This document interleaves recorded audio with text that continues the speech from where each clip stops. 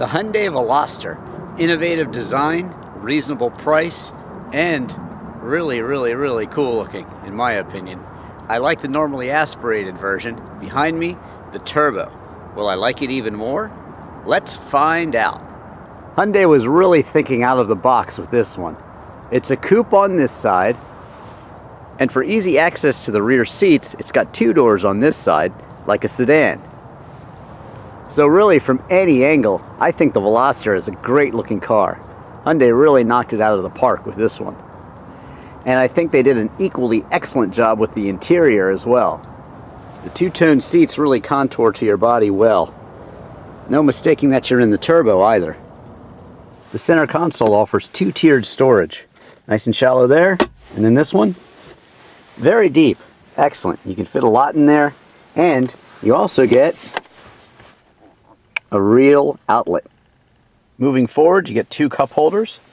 There's the 6-speed manual transmission. Shifts pretty well. The throws aren't very short, but they're not very long either. It's a good balance. Two chargers. That's great. Here's where you hook up your USB jump drive. This one has the optional keyless entry and push button start. I really love that feature. Climate control. Not multi-zone, but it works very well. Very easy to use. Infotainment screen, excellent. Also has your rear view backup camera. You get lots more storage and cup holders in the door. Power windows, power door locks. Here's a control for your mirrors. On the steering wheel, you get controls for the radio station and your Bluetooth phone. Over here, it's the cruise control and also trip information. And that you can see right here on the bottom. Tells you about your range and that sort of thing too.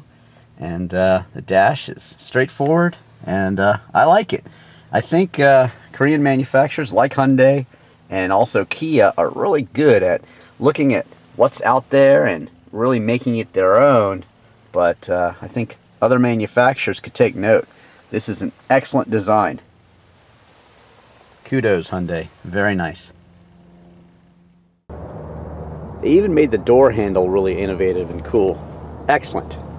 Out and back, you've got seating for really two, but you do get easy access thanks to that third door. The turbo version looks very aggressive from the back, and opening up the trunk, you will find that it's got a lot of room. I was able to fit a lot of luggage back there for this long road trip to Louisville, Kentucky, and even when you fold it down, you can put some stuff up top here too.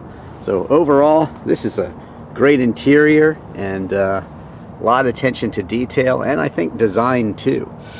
Power comes from a 1.6 liter turbo GDI dual overhead cam 4-cylinder engine. The turbo definitely adds some speed. The normally aspirated Veloster gets to 60 in 8.5 seconds. This one takes just 6.8 seconds. Fuel economy is rated at 24 miles per gallon in the city and 35 on the highway. You can expect 28 miles per gallon overall. Now that's 4 miles per gallon less than the normally aspirated version.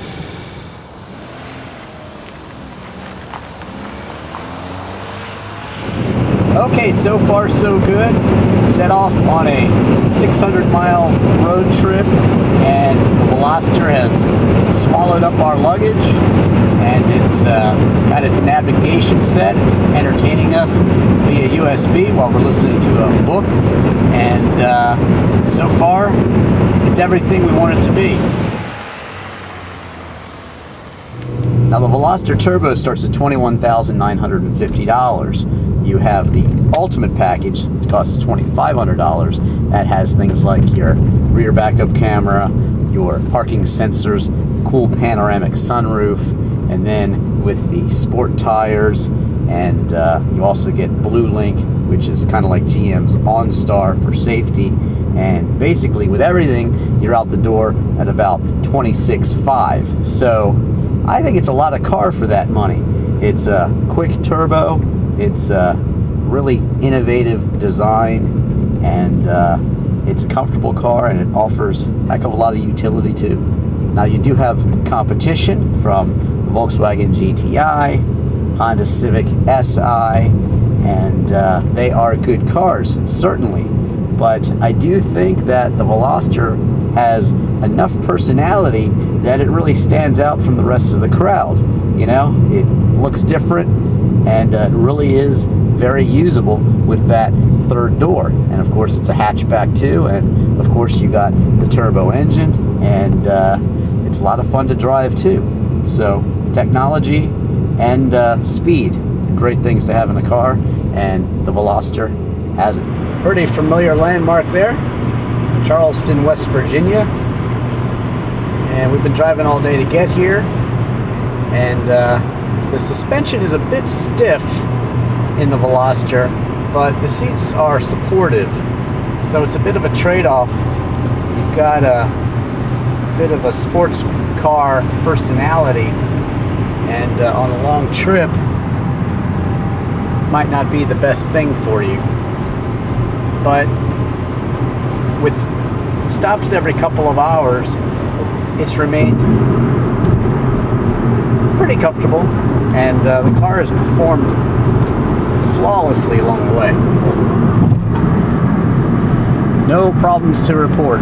Driven a couple hundred miles so far, and I just thought I'd add as a note, if you're not passing another car, stay in the right lane. You know, if people just did that in America like they do it religiously all over the rest of the world, then traffic would move a lot smoother. Just because you think you're going fast enough doesn't mean that somebody else does. Traffic tends to travel at about 10 miles an hour over the speed limit. So if you're not going that fast, move over to the right lane and let other people pass you. Thank you so much.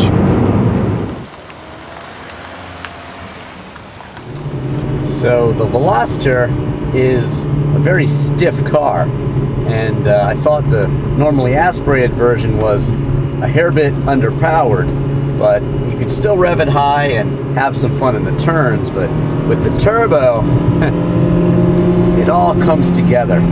This is an excellent car, and with the Veloster's already stiff suspension, it's really fun to drive through the turns, and it handles surprisingly well for a front-wheel drive car. It's fun. To me, the turbo brings the package all together, and what you get is a well-rounded car that gives you good fuel economy and also plenty of speed too. And to me, that's the best of all worlds. Taking a look at the dash at night. Nice. Blue and silver, gray. Easy to read displays everywhere you look, even on the steering wheel. Top notch. Nightmare for most, but actually in the Veloster here, front wheel drive, a little bit of sportier tire than you might like for the snow, but still, you know, it's not really sticking to the middle of the street. It's a little icy, but to me the Veloster instills confidence. It's a very solid car. When you open the doors of the Veloster, you notice how heavy they are. This feels like a very solid, safe car, and you know, I'm doing the speed limit here. It is a driving snow, pretty bad conditions, but I feel safe. Louisville, Kentucky. Although you can barely see tonight, still a pretty picturesque town. Seems they've got colored lights everywhere. Pretty cool. Look at that bridge. And another thing that helps you see at night is your windshield wiper back there. Nice touch. Snow has kind of turned to rain now, but no matter. The Veloster grips well. And you got the traction control to save you if it doesn't.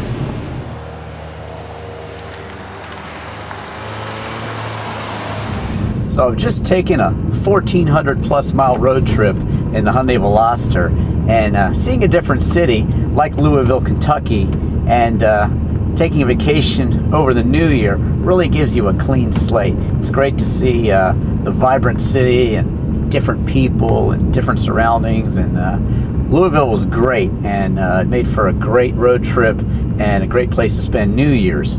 And after New Year's, you kind of get a clean slate. And I think that clean slate and that new beginning is basically how Hyundai developed the Veloster. They said, all right, we want to make a cool hatchback, and they turned out to make a hot hatch with the Veloster Turbo here, and I think they did a great job. Clean slate, and they made it look very innovative. It doesn't look like anything else, and I like that. It stands out from the crowd, so it's a great car, great looking car. Kind of looks like a bullfrog, but if I had to personify it, it would be a bullfrog, but it's a cool looking car. I like it. And it was just a great car to have on a long road trip, and I think it'll be a great car to have long term. It's got great safety features like the Blue Link, which is kind of like GM's OnStar. It's always there in an emergency if you need it. You can get in touch with somebody. And of course, long term, there's a great warranty too. So I think the road trip to Louisville was awesome and made better by the Veloster, and its navigation also never got me lost, and it was very easy to use too. So as I've already said, I was a fan of the normally aspirated Veloster.